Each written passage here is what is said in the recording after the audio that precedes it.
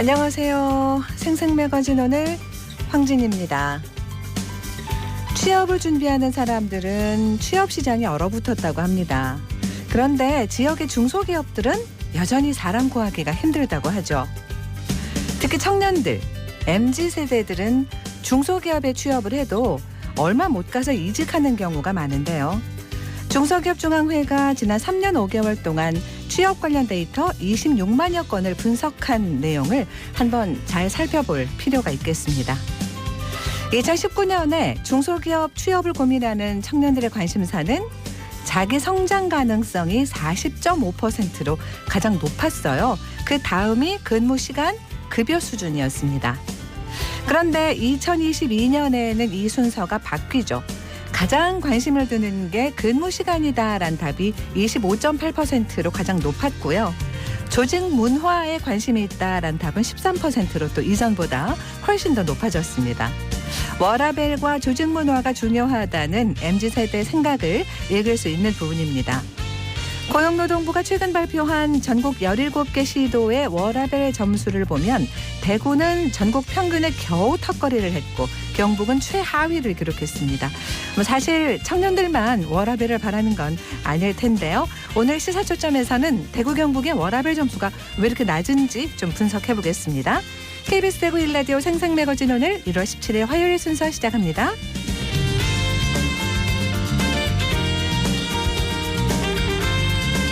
생생매거진 오늘은 대구와 경북 지역민 모두가 함께하는 시사정보 프로그램입니다. 오늘도 청취자 여러분 곁에 한 걸음 더 가까이 다가갑니다. 안동, 포항, 울릉 연결해서 날씨와 소식 전해드립니다. 안동입니다. 오늘 경북 북부 지역은 구름 많은 가운데 대체로 쌀쌀하겠습니다. 어제보다도 기온이 더 내려갔는데요. 안동 영하 6도, 청송 영하 9도로 출발해서 한낮에도 4도 안팎에 머물며 춥겠습니다. 낮은 기온 이어지는 만큼 경북 북부 내륙을 중심으로 빙판길과 도로 살얼음이 나타나는 곳 있겠고요. 특히 교량과 고가도로, 터널 출입구 조심하셔야겠습니다. 이번 주에는 큰 눈비 소식은 없겠고 설 연휴가 시작되는 토요일부터 강추위가 더 기승을 부리겠습니다. 안동시 주요 도로에 빗물 재이용 시설이 설치됩니다. 지난 2016년 안동시는 환경부 물순환 선도도시에 선정돼 물순환 도시 안동을 전국 최초로 선포했는데요. 물순환 선도도시 조성 사업은 도시화로 형성된 시가지 불투수면 곳곳에 저영향 개발 기법을 적용해 빗물 침투와 저류 능력을 회복시켜 강우 유출량 및 비점 오염원을 저감시키는 사업입니다. 현재 탈충공원과 음식의 거리, 안동시청 일원과 주요 도로변에 오는 9월 완공을 목표로 공사가 진행 중이고요. 특히 탈충공원과 강변도로에 설치되는 안동형 물순환 시스템은 빗물의 재이용, 침투와 함께 탄소 중립, 열섬 완화 같은 기후변화에도 대응 가능한 독창적인 시스템입니다. 이 사업이 완료되면 해당 지역 불투수 면적률은 80.29%에서 68.27%로 12.02% 줄고 물순환 회복률은 22.10%에서 39.04%로 16.94% 증가합니다. 특히 강우 유출량은 연간 150만 톤이 땅속으로 침투 또는 증발산돼 지하수 함유량과 열섬 현상 개선에 크게 기여할 것으로 기대되고 있습니다. 안동에서 전해드렸습니다. 이어서 포항입니다. 하루 사이 더 추워졌습니다. 오늘 아침에 영하권 기록했고요. 낮 기온 5도로 기온도 낮지만 바람까지 강하게 불어서 실제로는 더 춥게 느껴지겠습니다. 이번 주 내내 눈이나 비 소식 없이 가끔 구름만 많겠고요. 주말까지 아침과 밤에는 영하권의 날씨가 이어지겠습니다. 감기 걸리지 않도록 옷차림 최대한 따뜻하게 해주시는 게 좋겠습니다. 지난해 9월 태풍 흰남노의 영향으로 지하주차장 참사를 겪은 포항시가 차수판 등 침수 방지 시설 설치를 지원합니다. 차수판은 도로나 배수시설보다 낮은 저지대 주택 상가와 지하층에 빗물이 침투하지 못하도록 차단하는 장비인데요. 집중호우 때 건물 외부에서 내부로 우수가 유입되는 진로를 막아서 건물 침수를 예방할 수 있고요. 알루미늄으로 제작된 판재를 탈부착하는 방식으로 평상시 출입에는 지장을 주지 않습니다. 최근 지구온난화로 국지성 게릴라성 집중호우가 증가하면서 이 설치 필요성이 강조되고 있는데요. 우선 지원 대상은 지난해 집중호우로 침수 피해를 본 지역과 저지대, 상습 침수 지역 주택과 소규모 상가 등이고요. 설치 비용의 최대 80%, 한 곳당 최대 200만 원, 공동주택은 최대 1,000만 원까지 지원받을 수 있습니다. 포항시는 오는 30일까지 건물 소재지 행정복지센터에서 신청을 받고요. 오는 4월과 7월에도 추가로 지원 대상을 공모할 계획입니다. 지금까지 포항이었습니다. 이어서 울릉입니다. 울릉도와 독도는 흐린 하늘 보이고 있습니다. 현재 기온은 어제보다 3도 높은 4도, 습도는 70%입니다. 동해 중부 먼바다에는 서풍이 불면서 1.5에서 2.5m의 물결이 일고 있습니다. 오늘 여객선은 정상 운항합니다. 독도 인근 해상에서 기관 작동이 멈춰 조난된 선박이 해경 함정에 의해 안전히 구조됐습니다. 지난 15일 새벽 3시 20분쯤 동해해경은 독도 남서방 41km 해상에서 오징어 채낚기 어선이 단 내림 장치를 올리던 중 장치가 스크루에 닿치 감겨 기관 작동이 안 된다는 신고를 받았습니다.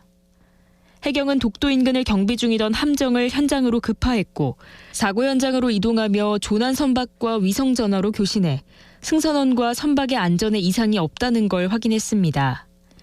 출동 4시간 만인 오전 7시 30분쯤 현장에 접근한 동해해경 3,000톤급 경비함정은 특수 잠수요원을 투입해 스크루에 감긴 단 내림 장치를 현장에서 제거하려 했지만 이날 동해 중부 전 해상에 풍랑특보가 발효돼 있는 등 기상 상황이 나빠 곧바로 예인 구조 작업에 들어갔습니다. 해경은 승선원 7명을 모두 구조하고 어선을 울릉 인근 해상으로 예인했습니다. 지금까지 울릉이었습니다.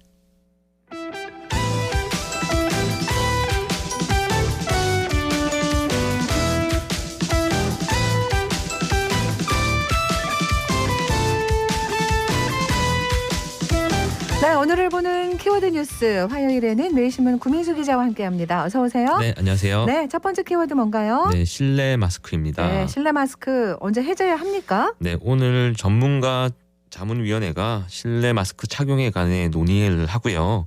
이르면 설 연휴 전에 조정 방안이 확정될 가능성도 있습니다. 네. 어제 전국의 신규 확진자가 14,000명을 기록했는데요. 월요일 발표 기준으로 지난해 10월 이후 12주 만에 최저치를 기록했습니다. 네. 대구는 590명대로 지난주와 비슷한 수준을 보였습니다. 정부가 실내 마스크 완화를 위해 제안한 4가지 지표가 있는데요. 신규 확진자 수 감소, 위중증 환자 감소, 중환자 병상 가용 능력, 고령층 추가 접종률 등입니다. 네.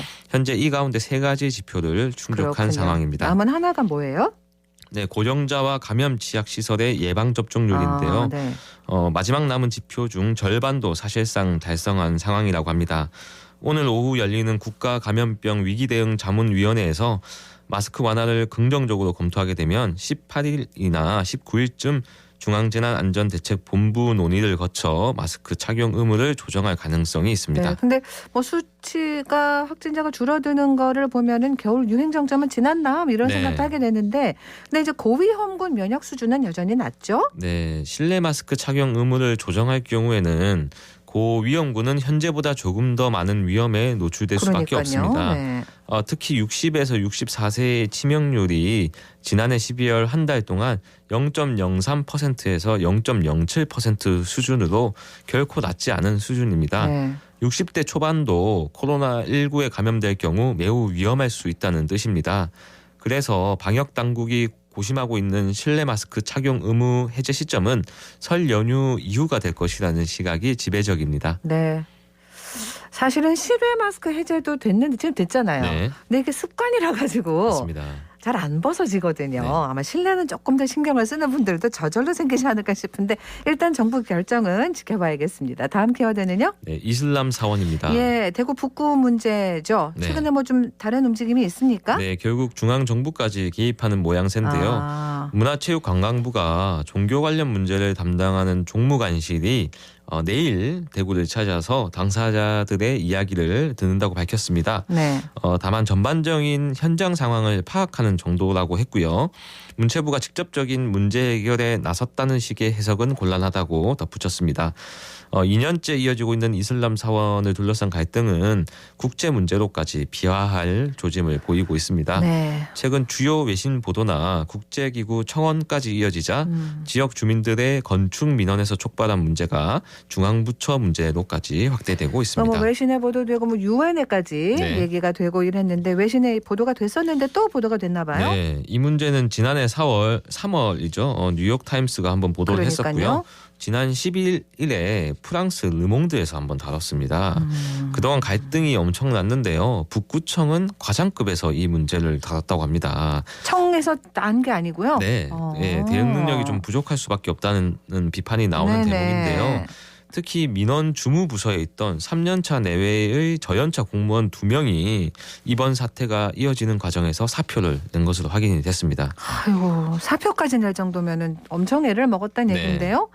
북구청장은 그럼 그동안 안 나섰다는 얘기입니까? 네, 좀 아무래도 실무자만 앞에 내세우고 뒤에 빠져 있었다 뒤에 이렇게 빠져 얘기가 있었다는 되는 비판이 거잖아요. 계속 나오는데요. 네. 이 종교 전문가와 다문화 교육 전문가들은 당사자 간 정기적인 만남을 통해서 대화를 촉진해야 한다고 강조를 하고 있습니다. 예. 최원호 가톨릭 문화와 신학 연구소장은 이번 사태를 이슬람이라는 낯선 종교에 대한 거부감이 드러난 사례라고 판단했는데요. 어떤 종교든 근본주의 경향이 없는 종교가 없다면서 이슬람이 가진 선한 가치를 그대로 봐줄 수 있는 훈련이 필요한데 한국 사회는 이슬람에 대한 편견이 너무 강한 상태라고 지적했습니다. 그래요. 글쎄 뭐 주택가 근처 사람 사는데 다 짓고 그러지 않나 싶었는데 이런 사례가 없었습니까? 뭐 대구에도 모스크가 한두 개가 아닙니다. 그러니까 사실 그죠? 많이 있고요. 네. 네, 대전 같은 경우가 좀 주목해 볼 만한 사안인데요. 대전 유성구 이슬람 사원도 2011년도에 충남대 인근 주택가에 건립된 사원입니다. 무슬림 유학생들이 돈을 모아서 건립했는데 대구가 유사하고요. 다만 사원 건립이나 운영 과정에서 주민들과 무슬림들의 충돌은 없었습니다. 양측이 조건 없는 만남을 통해 대화의 물꼬를 트는 것이 필요하다는 건 누구나 다 잘 알지만 갈등이 이 골이 깊어질 때도 깊어져서 중재의 역할이 더 중요해졌습니다. 그렇습니다. 일단은 정부 담당자가 대구에 온다고 하는데 뭐 그렇게 큰 거 아니다라고 이미 선을 그었습니다만 네. 어쨌든 좀 변화의 물꼬는 트면 좀 좋겠습니다. 그죠? 네. 네. 다음 키워드는요. 네, 전국 동시 조합장 선거입니다. 동시 조합장 선거가 언제 있어요? 네, 3월 8일에 제3회 전국 동시 조합장 선거가 있는데요. 네. 일반 시민들에게는 다소 생소할 수가 있습니다. 전국 농협, 수협, 산림조합 조합장을 뽑는 선거인데요. 조합장 선거도 과거 군사정권 시절에는 관에서 임명을 했습니다. 1988년에 직선제로 민주화가 됐는데요. 하지만 워낙 폐쇄적인 데다가 감시도 부족해서 부정부패가 만연했습니다. 대책이 필요하다는 지적이 과거부터 이어져 오다가 2015년 마침내 중앙선관위 주도로 공식 선거운동이 치러졌습니다. 네. 선거제도는 다 마련했습니다만 네. 사실 불미스러운 일들이 너무 많았잖아요. 네, 맞습니다. 네. 이번 조합장 선거에서도 조합장 1337명을 선출하는데요. 선거 인수는 221만 명에 달합니다. 대선과 총선, 지방선거에 이어 제4의 선거라고 불리는 이유인데요. 네. 하지만 이에 따른 부정선거 논란도 끊이질 않았습니다. 그러니까요. 대구경찰청에 따르면 지난 2015년과 2019년 치러진 1, 2회 전국 동시 조합장 선거에서 54건의 위반 사례가 적발돼 80명이 입건됐습니다. 위반 유형으로는 금품 수수가 33명으로 가장 많았고요. 허위 사실 유포, 불법 선거운동과 선거 개입 순이었습니다. 선거인 수가 221만 명이라고 하셨습니다. 네네네. 이렇게 많은 숫자인데도 어떻게 깜깜이 선 걸까요? 네. 네. 그 신입일수록 알릴 기회가 극히 제한돼서 현직 조합장이 절대적으로 유리하다고 하는데요. 인지도가 높은 데다가 여러 행사를 통해서 조합원을 만날 수가 있습니다. 네. 실제로 조합장 재선율은 절반이 넘고요. 검경 모두 선거 2개월을 앞두고 본격적인 단속에 돌입합니다. 네. 대구경찰청은 오늘부터 각 경찰서에 수사 전담반 194명을 편성했습니다. 경찰은 시민들의 적극적인 신고와 제보도 강조했고요. 네. 임직원이 지위를 이용해 선거운동을 하거나 선거 브로커, 사조직을 이용한 불법 선거운동도 모두 단속 대상입니다. 네. 특히 다가올 설 명절을 앞두고 명절 인사나 설 선물 명목으로 금품을 제공할 경우 처벌 수위가 높아질 수 있습니다. 알겠습니다. 제대로 좀 치러지면 좋겠습니다. 다음 키워드는요? 네, 대구 1호 반려견 놀이터입니다. 반려견 놀이터. 달서구 어디 짓는다 그러죠? 네, 달서구청이 지난해 2월 성서산업단지에 있는 장동공원에서 반려견 놀이터 착공식을 열었습니다. 네. 그해 10월까지 29억 원을 들여서 6,000제곱미터 규모의 반려견 놀이터를 만들겠다는 계획이었습니다. 이게 작년 계획이었어요. 네, 맞습니다. 그죠? 네. 이 달서구청이 계획한 반려견 놀이터는 대구에선 1호였고요. 전국에서도 손에 꼽히는 규모였습니다. 네. 하지만 지난해 10월 완공이었던 공사는 대외적인 악재들이 겹치면서 올해 상반기 완공을 목표로 연기가 됐습니다. 네. 대외적인 악재라는 건 뭘 말하죠? 네, 최근에는 공사를 맡은 시공사의 경영난으로 자금 조달과 자재 수급이 원활히 이루어지지 않아서 더욱 어려운 상황이라고 합니다. 네. 그러니까 이제 그 건설업계 불황이 여기까지 네. 여파를 미친다는 거죠? 그렇죠. 이 달서구청은 준공 지연에 따른 지체금을 지난달 28일부터 하루에 80에서 90만 원씩 부과하면서 시공사를 압박하고 있습니다. 네네. 연이은 공사 지연 사태는 시민들의 불편을 가중시키고요. 세금 행정력을 낭비시킨다는 지적이 나옵니다. 문제는 시민들에게 직접적인 영향을 미치는 관급 공사 지연 사태가 이번이 처음이 아니라는 점입니다. 그럼 이 업체의 문제라는 얘기예요? 네, 이전에도 문제가 된 적이 있는데요. 네. 이 반려견 놀이터 시공을 맡은 곳이 대구에 본사를 둔 지역 건설업체인데요. 네. 도시철도 2호선 죽전역 서편 출입구 공사 현장에서도 지연 사태를 빚었던 곳입니다. 이것도 2018년 9월에 착공해서 2020년 9월쯤 준공될 예정이었으나 1년 6개월이나 늦은 지난해 2월에서야 준공이 됐습니다. 한번 이런 적이 있는데 왜 다시 이 업체를 했을까? 그것도 궁금하고. 네. 이렇게 하면은 모두가 다 손해잖아요. 네, 해당 시공사는 죽전역 공사 지연으로 대구시로부터 입찰 제한이라는 행정 제재를 받았는데요. 하도급 업체에게도 장기간 공사비를 지급하지 않아서 피해가 속출했다고 합니다. 공사비는 지난해 연말 겨우 정리가 됐는데요. 이 과정에서 대구시의 손해도 발생했습니다. 죽전역 현장에서 하도급 업체와 분쟁이 생기면서 업계에 안 좋은 소문이 퍼졌고 이로 인한 파장이 인근 현장인 반려견 놀이터 공사 현장에도 미쳤다는 설명을 내놓고 있는데요. 시공사는 최선을 다해서 공사를 하고 있고 남은 공사도 최대한 빨리 끝나겠다고 해명을 하고 있습니다. 아이고, 알겠습니다. 아이고, 오늘은 여기서 마무리해야 되겠습니다. 잘 들었습니다. 네, 감사합니다. 화요일 키워드 뉴스 매일신문 구민수 기자와 함께했습니다.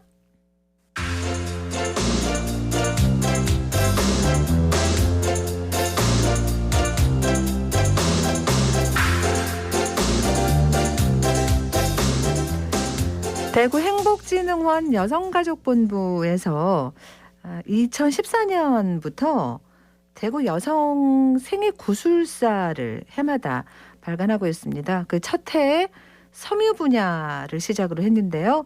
대구 여성들의 이야기를 담은 대구 여성 생애 구술사. 2022년에는 또 교통수단, 그 차를 주제로 책이 나왔다고 하는데 윤가영 리포터가 그 주인공 중에 한 분을 만나고 왔대요. 가영 씨. 네, 안녕하세요. 반갑습니다. 네, 대구 여성 생애 구술사 책은 시장과 의료, 예술 등 다양한 주제로 대구의 역사와 여성의 삶을 교차되는 부분을 조명하고 또 생활 속의 역사를 담아내고 있는데요. 네. 지난해에는 대구의 교통수단, 차를 주제로 책이 나왔습니다. 7명의 여성이 등장하는데요. 저는 그중 시내버스 기사인 김정숙 씨를 소개해드리려고 합니다. 먼저 김정숙 씨의 버스를 기다리면서 또 다른 여성 기사분을 만날 수 있었거든요. 이 버스에 올라 김정숙 기사에 대한 이야기를 들어봤습니다. 어서 오십시오. 어서 오세요. 김정숙 선생님은 혹시 어떤 분이신가요? 너무나 좋은 사람이지요. 그 언니는 나이도 이제 많고 척탁도 하는데 억수로 좋아요. 많은 사람이 다 좋아해요. 길에 와가 커피 이게 다 미지요. 우리 회사하고 타회사 기사분들도 오래 해갖고 먹작하고 나눠주고 항상 그래요. 나무랄 거가 별로 없어요. 그걸 베푸니까 저도 같이 일하지만 저는 좀 뭐 그렇게 언니처럼 많이 베푸지는 못해요. 언니 항상 고맙고 잘하고 있어. 언니가 있으니까 저희들도 잘하고 있고. 그래 언니 여자 혼자 같으면 파인데 언니가 있고 여러 사람 여자분들이 있으니까 이제 서로 의지가 되고 언니가 있으니까 의지가 되고 좋아요.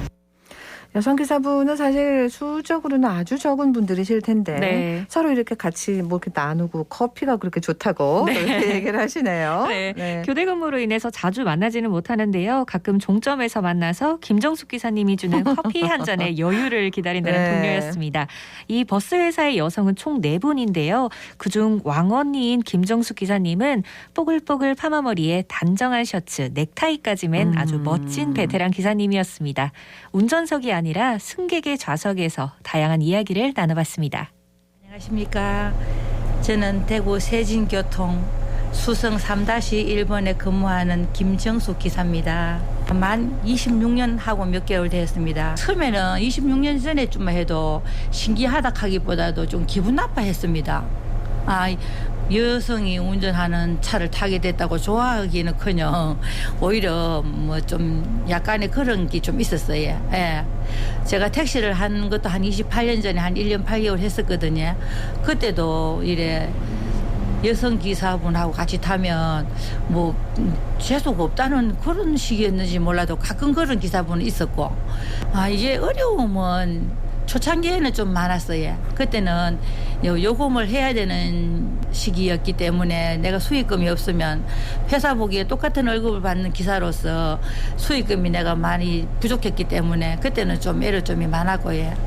지금은 이제 시간을 맞춰서 손님의 그 편의사항을 위해 가지고 안전하게 운전하면 여자나 남자나 그게 뭐 차이가 안 나기 때문에 그런 건 없습니다. 지금처럼 어떻게 해가지고 뭐 버스를 하게 되었는지 또 뭐 그 전의 이야기와 그 이후의 이야기들 그리고 내가 뭐 또 우리 남편하고 결혼하게 되는 이야기들 뭐 제가 태어난 곳이 어디다는 그런 이야기들 그런 거였습니다. 저보다 더 특별하게 이야기거리가 많은 소재를 가지신 분들이 많았을 텐데 저에게 또 이런 기회가 왔기 때문에 뭐 감사하게 생각하고 제 뭐 자서전 비슷하게 대신해 준기 때문에 감사하게 생각합니다. 네. 지금은 시내버스를 수성 3-1 저도 가끔 타는 네. 버스를 운전하시는데 택시도 운전하셨고 목소리로는 되게 젊어 보이시는데요? 네, 그렇죠. 네. 근데 지금 69 연세를 69이세요? 네. 진짜 전혀 목소리는 그렇게 안 보이십니다. 그렇죠. 네. 또 이 김정숙 기사님 외에도 개인 택시 기사인 은금순 씨와 전 항공승무원 백정숙 씨 그리고 오일장 트럭 운전사 강영우 씨 또 대구 도시철도 3호선 운행관리원 이경미 씨와 검수원 구한솔 씨가 이 나오고요. 책에 네, 대형 직장버스 기사 이혜란 씨의 이야기도 담겨져 있습니다. 네. 네, 이번 책에 나온 자세한 이야기를 대구시 행복진흥사회서비스원 최세정 담당에게 들어봤습니다.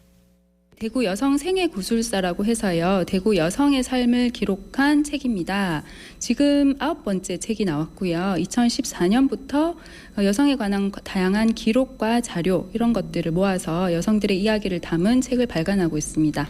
역사를 돌이켜보면 가까운 역사지만 정말 여성에 관한 기록이 거의 남아있지 않은 것을 알 수가 있습니다. 그 여공들이 정말 상당히 많았음에도 불구하고 그들이 어떤 생각을 하고 어떤 생활을 했는지 그리고 뭐 돈은 얼마 받았는지 이런 것들에 대한 기록이 거의 남아있지 않아서 이런 활동들을 했던 여성들의 그 살아있는 이야기들을 직접 담아내기 위해서 이런 구술생애사를 시작하게 됐습니다. 주제에 따라 조금 다르지만 처음에는 약간 꺼려하시거나 주저하시는 분들도 계세요. 왜냐하면 내 얘기가 책으로 나올 만한가에 대한 이제 질문을 많이 하시는데요.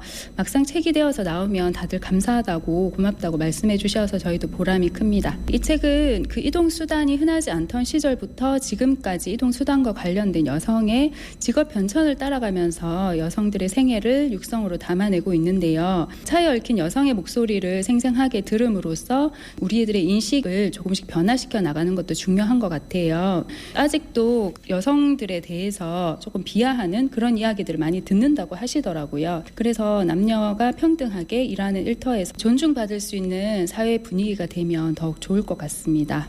네, 대구 여성 생애구술사 대구 차 여성은 비매품입니다. 네. 문의를 주시려면 전화 053-219-9966번으로 해주시면 되겠습니다. 053-219-9966번으로 해서 책 받아보실 분들 받아보시면 좋겠습니다. 네. 오늘 소식 잘 들었습니다. 고맙습니다. 윤가영 리포터였습니다.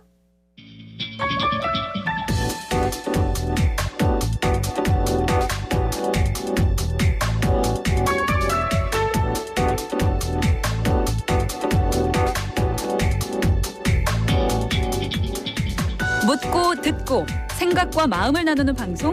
지금 여러분께서는 대구 경북을 보고 듣는 생생 매거진 오늘을 함께하고 계십니다.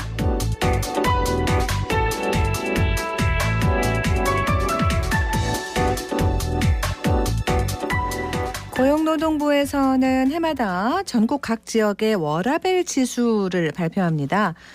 지자체들이 많은 관심을 갖고 정책적으로 보완할 점을 찾는 좋은 수단이죠. 이런 방법을 통해서 지역민들도 또 우리 지역에서 일과 삶의 균형이 어느 정도 이루어지고 있나 이런 것도 객관적으로 보게 됩니다.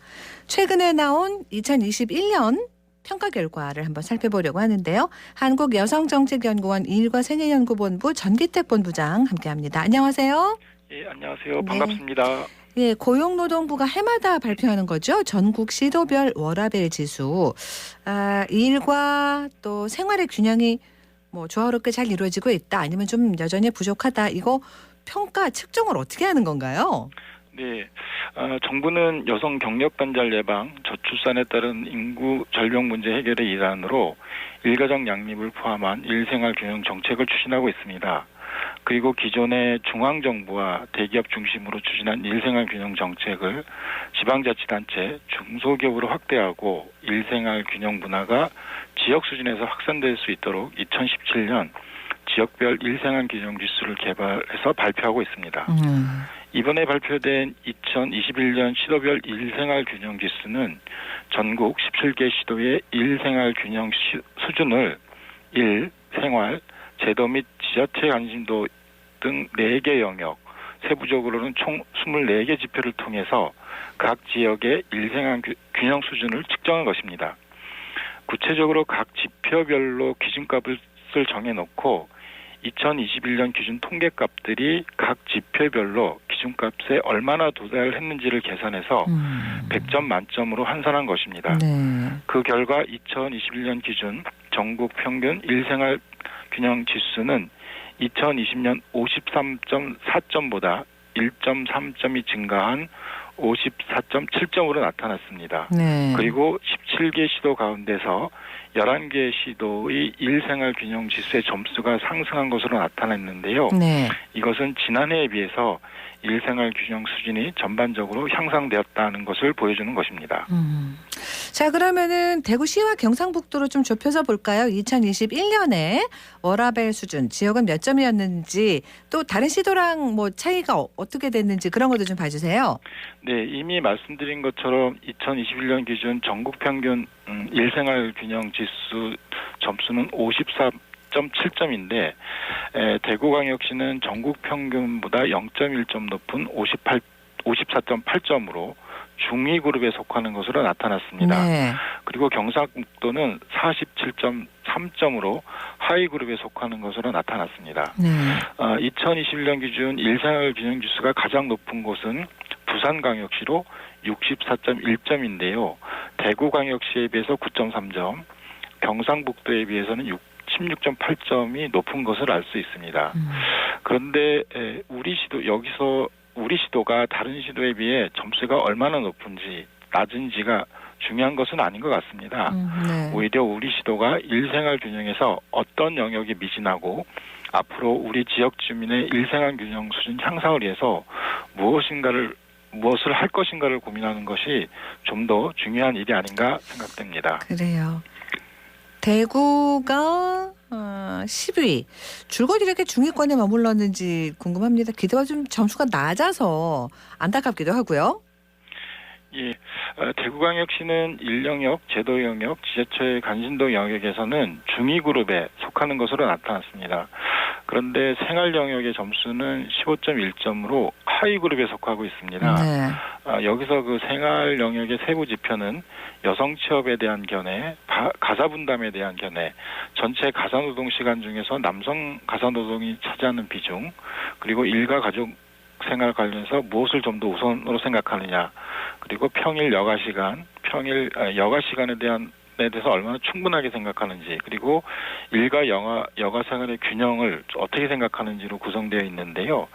특히 여성 취업에 대한 견해, 가사 분담에 대한 견해, 그다음에 여가 시간 충분도, 일 여가 생활 균형 정도의 점수가 상대적으로 좀 낮게 나타났습니다. 이것은 그 여성 취업과 가사 분담과 관련해서 대구광역시민들 가운데 좀 더 전통적인 관점을 가지신 분들이 많으시고 여가 시간이 부족하다고 생각하시는 분들이 많은 것으로 이렇게 해석이 됩니다. 네. 대구 지역의 노동 환경을 분석할 때 보면 대구가 오래 일을 하는데 임금은 낮다 이런 얘기는 오래전부터 나왔거든요. 예. 그 전체 근로시간이나 초과 근로시간도 좀 봐주시죠. 예, 일단 뭐 간단한 통계를 보게 되면 그 2021년도 그 대구광역시 총 근로시간은 177.3시간, 그다음에 초과 근로시간은 10.1시간으로 나타났는데요. 사실은 뭐 이 17개 시도들 다른 시도들과 비교해서 상대적으로 높은 게 현실입니다. 네. 경북을 또 보면 경북은 지난해보다 더 떨어진 건가요? 왜 전국 최하위가 됐죠? 예, 경상북도 같은 경우에는 2020년에 16위였는데요. 2021년에 17위로 한 계단 하락을 했습니다. 물론 이제 여기서 그 순위는 그 다른 시도가 좀 더 잘해도 떨어질 수 있는 그런 상황이기 때문에 변화가 있는 거기 때문에 그건 저희가 좀 같이 고려를 해야 되는데 특별히 경상북도 같은 경우에는 그 생활 영역하고 지자체 관심도 영역에서 좀 사정이 좀 좋지 않은 것으로 좀 나타났습니다. 그래서 이 영역에 대해서 그 좀 더 어떻게 하면 개선할 수 있을지에 대해서 좀 고민이 필요할 것 같습니다. 아무래도 대구 경북 취약한 점들을 보면 좀 생활면이라고 볼 수 있는데요. 어떻게 이게 다른 영역에 비해서 개선이 좀 잘 될지 어떻게 보십니까?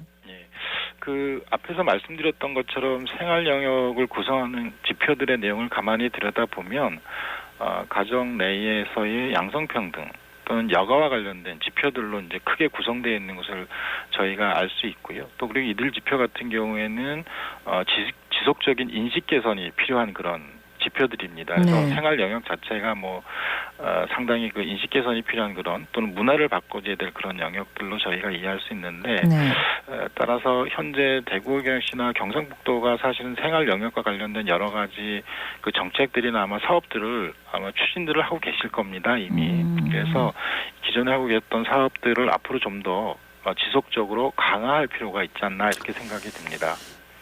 광역 시도를 대상으로 평가를 해오신 게 2017년부터인 거죠? 예, 그렇습니다. 네, 근데 전체적으로 쭉 변화의 추이나 이런 것들을 볼 수 있을 텐데, 우리 사회 워라밸 수준이라든가 그동안의 변화, 어떤 그 주목되는 점들이 있습니까? 일단 저희들이 지역별 일생활 균형 지수가 이제 본격적으로 이제 발표된 게 2018년부터인데 그때 점수가 50.1점이었어요 평균이. 그런데 이미 말씀드렸던 2021년 같은 경우는 54.7점으로 그동안 지속적으로 상승된 게 상승하고 있는 게 저희가 상승하고 있는 것을 눈으로 확인할 수 있고요. 이런 현상 자체는 상당히 긍정적인 현상으로 저희가 해석할 수 있을 것 같습니다. 그런데 그럼에도 불구하고 우리나라의 일생활 균형 문화는 앞으로도 계속 좀 발전되고 개선될 필요가 있을 것 같습니다. 잘 아시는 것처럼 다른 OECD 국가들에 비해서 우리나라의 일생활 균형 수준이 여전히 낮은 게 현실이기 때문에 그동안의 어떤 그 발전의 어떤 개선된 사항을 밑바탕으로 해서 향후에도 지속적으로 일생활 균형 문화 확산을 위해서 저희들이 노력을 좀 더 많이 해야 될 것 같습니다. 평균이 54.7이라면 사실은 절반 조금 넘었다는 거잖아요. 그죠? 네, 그렇습니다. 많이 낮은 편이라는 말씀이 확 와닿습니다. 그중에서도 가장 높은 점수를 받은 것이 부산이고 다음이 서울, 세종 순인데 상대적으로 그 워라밸 수준이 높다 하는 것들 어떤 특징들이 있나요? 예, 그 지역별 일생활 균형 지수가 상대적으로 그 높은 지자체의 특징들을 좀 보게 되면 그 일생활 균형과 관련된 지자체 조직이라든지 조례 같은 것들이 잘 구비가 되어 있고요. 그다음에 지자체에 의한 홍보 등이 적극적으로 추진되는 그런 특징들이 있는 것 같습니다. 물론 뭐 또 다른 특징들이 있겠지만 이제 주요 특징 중에 하나가 이제 그런 특징들을 저희가 확인할 수 있는데 이것은 결과적으로 이제 지자체가 가지고 있는 일생활 균형과 관련된 역량들을 적극적으로 발휘해서 해당 시도의 일생활 균형 문화를 적극적으로 확산해서 그 결과가 일생활 균형 지수에 반영된 것으로 저희들은 이해를 하고 있습니다. 그래요.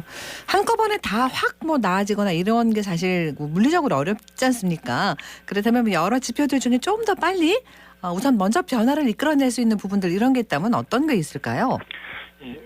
우선 그 지자체가 직접적으로 개입을 해서 개선할 수 있는 그런 영역들이 있습니다. 대표적으로 저희들 같은 경우 이제 지자체 간신도 영역인데요. 이 부분에 대해서 좀 저희가 어떻게 하면 좀 더 개선할 수 있을지 관심을 갖고 좀 추진하면 좋을 것 같습니다. 예컨대 조례를 정비하거나 조직을 정비하는 문제는 사실 지자체가 바로 노력을 해서 액션을 취해서 구체적인 성과들을 바로 얻을 수 있는 그런 영역들이기 때문에 이 영역들에 대해서는 저희가 그 지자체가 좀 더 관심을 갖고 이 노력을 기울이면 좋을 것 같고요.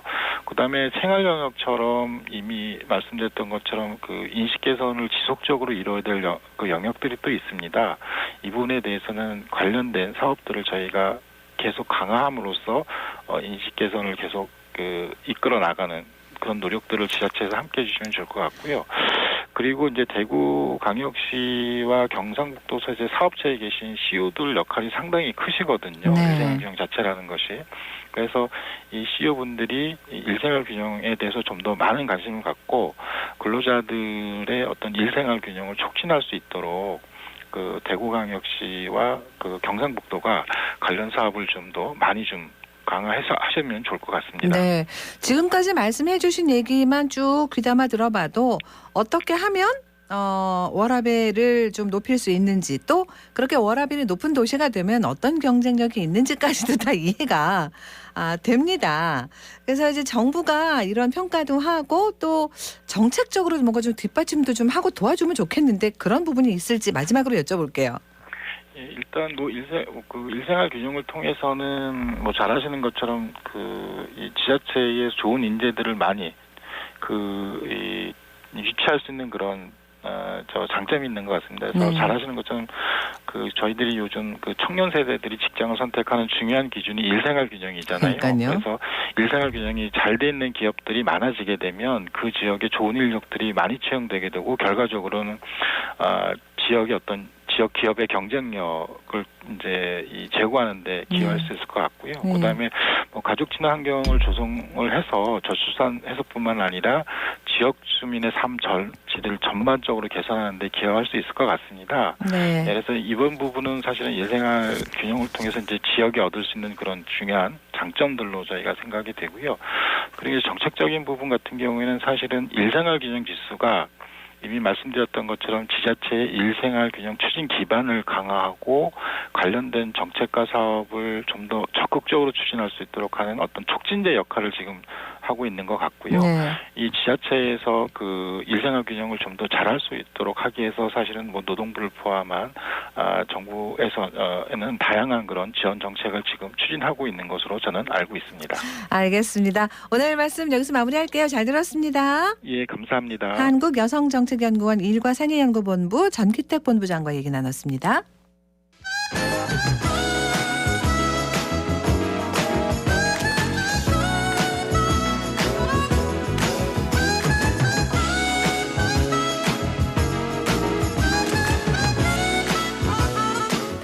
네, 금리는 여전히 높고 부동산 가격 하락은 또 이어지고 있습니다.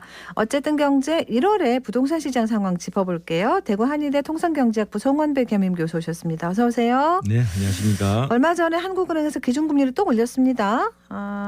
대출을 이용 중인 가계는 안 그래도 좀 너무 올려가지고 걱정인데 또 더 그죠? 걱정이에요. 네. 한국은행은 1년에 이제 금융통화위원회를 8번 개최하는데요. 네. 지난해 8번 중에서 7번을 올렸고요. 올해 첫 금융위원회에서도 또 0.25%의 기준금리를 올렸습니다. 네. 지난해에 이어서 7번 연속으로 이제 금리를 올려서 현재 한국은행 기준금리는 3.5%가 되었습니다. 이제 과거 세계 금융 위기 이후 14년 2개월 만에 이제 가장 높은 금리 수준을 기록했고요. 이렇게 이제 기준금리가 오르면 시중에 예금금리, 대출금리가 이제 따라 올라서 그러니까요. 가계 대출을 이용 중인 이제 모든 사람들의 이제 부담이 커질 것으로 보입니다. 네. 이제 특히 이제 연끌족, 비투족의 이제 부담은 더욱 가중되어서 한계에 봉착하는 경우도 있을 것으로 보이고요. 이 한국은행은 이제 기준금리가 0.25% 오를 때 대출금리 상승폭이 같다면은 가계의 대출 이자 부담이 연 한 3조 3천억 증가한다고 추산했습니다. 네. 근데 더 이상 올리기에는 이게 연착륙을 위한 거라면 그죠? 더 이상 올리기엔 부담스럽지 않을까? 많이 부담스러울 것 같습니다. 올해 전망은 어때요? 네, 기준금리 추가 인상을 두고는 이제 관측이 엇갈리고 있는데요. 올 하반기나 내년 초까지 기준금리를 동결할 거란 의견과 또 미국 정책 기조에 따라 조금 더 오를 거란 견해가 이제 팽팽합니다. 네. 이제 금통위는 성장의 하방 위험과 주요국의 이제 통화 정책 변화 등을 면밀히 점검하면서 추가 인상 필요성을 판단하겠다고 하는데요. 일단 국내 상황은 경기 둔화 압력이 고조됨에 따라 가지고 금리 상승이 제한적이고 안정을 추구할 것이라고 볼 수 있겠고요. 네. 또 국외 상황을 보면은 미국의 이제 물가 상승과 금리 인상이 이제 변수로 작용하기에 네. 추가 인상이 있을 수 있다고 보고 있는 겁니다. 그래요. 정부가 1월 3일에 또 부동산 시장 안정 방안을 발표를 했는데 서울의 규제 지역은 추가로 해제를 했고 실거주 의무 방침도 폐지했어요. 네, 정부는 이제 부동산 시장의 규제 완화를 통해 시장을 회복시키겠다는 이제 정책을 분명히 하고 있는데요. 전국에 서울, 강남 등 4개 구역만 규제 지역으로 남기고 다 해제를 했습니다. 네.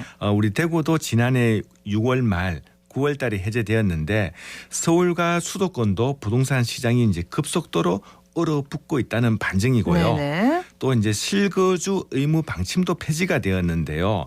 수도권 투기 가열지구에서는 분양가 상한제로 저렴하게 주택을 공급했는데 로또 당첨된 계약자는 준공이 되어도 실제 살지 않고 전월세를 놓는 겁니다.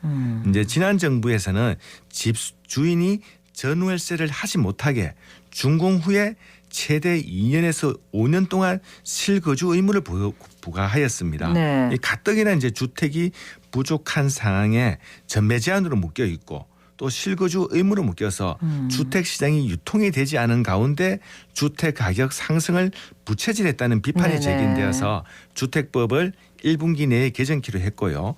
법 개정 이전에 이제 실거주 의무가 부과된 경우에도 소급해서 적용해 주기로 했습니다. 네. 실거주 의무가 없어지면 팔고 싶을 때 팔 수 있다 이런 얘기가 되는 거죠. 이번에 발표된 규제 완화 중에 분양권 전매 제한도 있던데 지역에 어떤 영향을 미칠까요? 네, 현재 우리 전매 제한 기간이 광역시는 3년으로 묶여 있습니다. 이 기간 동안에는 이제 분양권 상태에서는 팔 수가 없는 네네. 거죠. 분양권이 이제 투기의 수단으로 변질되면서 전 정부에서 아주 강력한 조치를 취했었는데요. 지나치게 이제 부동산 시장을 억제했다고 본 것입니다. 네네. 수도권 같은 경우에는 분양권 전매가 당첨일로부터 해서 5년에서 10년 동안 전매 규제로 있던 것을 이제 3년으로 완화시켰고요. 공공택지도 3년이 된 것을 1년으로 완화했고 우리 광역시 같은 경우에는 3년 전매 제한을 6개월로 단축시켰습니다. 네네. 이외의 지역은 이제 전매 제한 적용을 받지 않고 있는 거고요. 근데 뭐 지금은 뭐 워낙 거래 절벽 상황이라 가지고 분양권 뭐 거래를 한다 그래도 이게 아파트를 살까 싶기도 합니다. 네, 현재 고금리 영향으로 거래 절벽 상황에 분양권 거래 허용이 무슨 소용이냐고 하시는 분들도 많습니다. 네네. 3년 전매 제한으로 해제되는 물건이 또다시 수만 세대가 되는데 이런 물량이 쏟아지면 앞으로 가격이 더 하락할 것이라는 의견도 있습니다만은 네. 또 이제 당첨된 계약자 입장에서는 이렇게 주택 가격이 하락하고 있는데 전매 제한에 묶여 있어 재산권 행사를 할 수 없어서 속수무책이었다면은 앞으로 이제 전매가 가능하게 되어 반기는 분도 계십니다.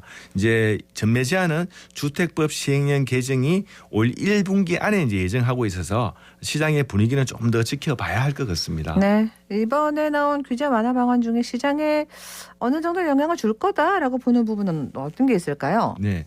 과거 청약이 과열되던 시점에 규제 지역에서 1주택자가 청약에 당첨된 경우에 기존에 보유하고 있던 주택을 입주 가능일로부터 6개월 내에 처분해야 하는 조건이 있었습니다. 네.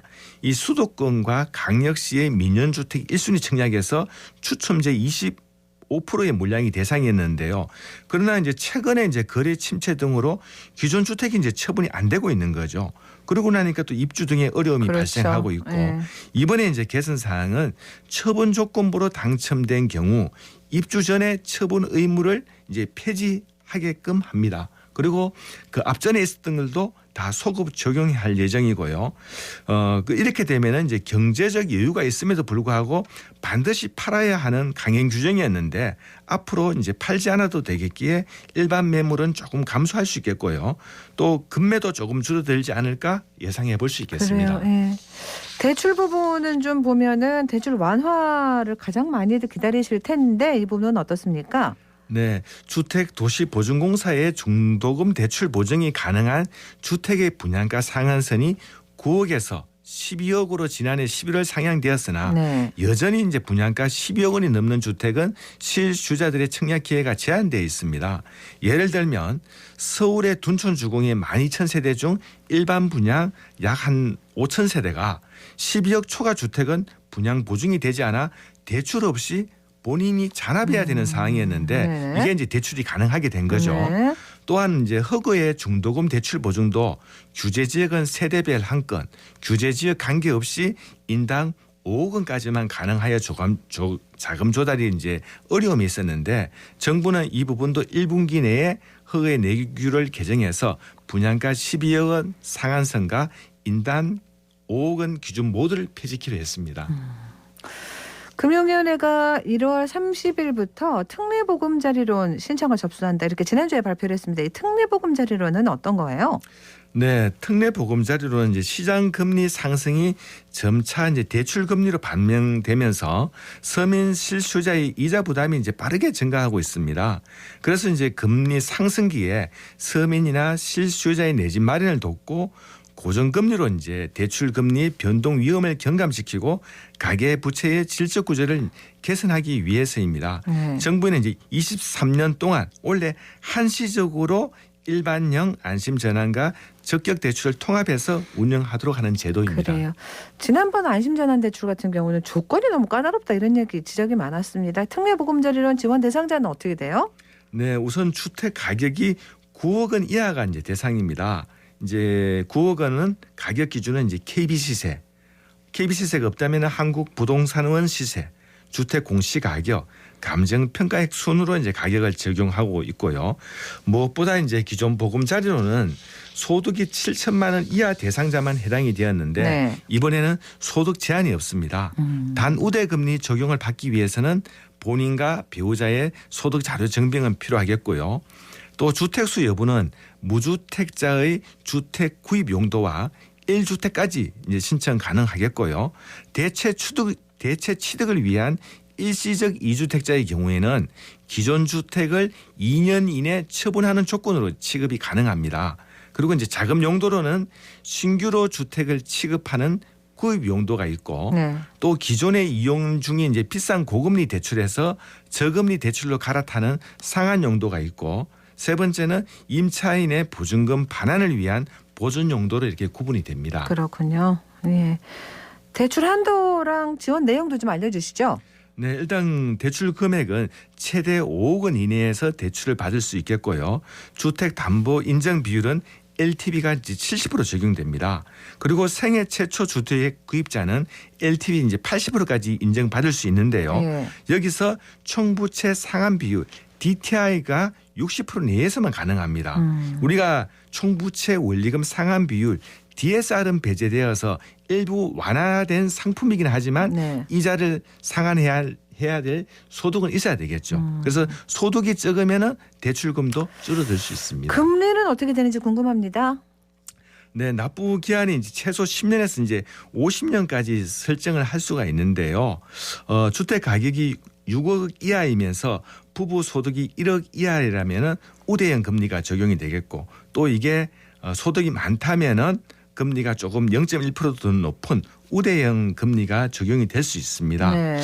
그리고 이제 신청 방법은 1월 30일부터 한국주택금융공사 홈페이지를 통해서 신청 가능합니다. 네, 알겠습니다. 오늘 말씀 잘 들었습니다. 네, 감사합니다. 대구 한의대학교 통상경제학부 송원배 겸임 교수와 함께했습니다. 교통정보입니다. 서유리 리포터. 네, 먼저 시내도로 정보입니다. 국제보상로는 서대구공단 내거리에서 동신교 내거리까지 서행흐름 보입니다. 20km 이하로 속도 떨어지는 구간 많고요. 동신교에서 구 MBC 내거리 구간은 양방향 소통 원활하지만 구 MBC 내거리부터 무열대 내거리 구간 다시 밀림과 풀림 반복합니다. 신천대로 서대구 나들목 방향 신천교 지하차도부터 속도 떨어지고 명덕로 방곡의 내거리에서 명덕 내거리 구간도 더디게 이동합니다. 이어서 고속도로 상황입니다. 경부고속도로 서울 방향 남구미 나들목에서 김천 분기점까지 소통 원활하고 중앙고속도로 춘천 방향으로 칠곡 나들목에서 가산 나들목까지 정체 없이 지납니다. 이어서 중부내륙지선입니다. 창원 방향으로 금호분기점부터 성서 나들목까지 시원하게 이동하고요. 대구 포항고속도로 대구 방향으로는 청통화촌 나들목에서 도동 분기점까지 시원하게 지납니다. 지금까지 이 시각 교통정보였습니다. 대구시가 설을 앞두고 20일까지 사전 성묘 기간을 운영합니다. 칠곡 지천면에 있는 공설 봉안당을 찾는 분들이 한꺼번에 몰리지 않도록 설 연휴 기간에는 실내 재래실, 유가족 휴게실은 폐쇄하기로 했다고 하네요. 온라인 성묘를 원하는 시민들은 또 알파벳 E 그리고 하늘장사 정보 시스템에 들어가서 사전 접수를 하시면 온라인 차례상에 사진도 올리고 헌화, 분향도 할 수 있다고 합니다. 성묘 일정 잘 잡아서 참고하시면 좋겠어요. 1월 17일 화요일 생생매거진 오늘 여기까지입니다. 함께해 주신 여러분 고맙습니다.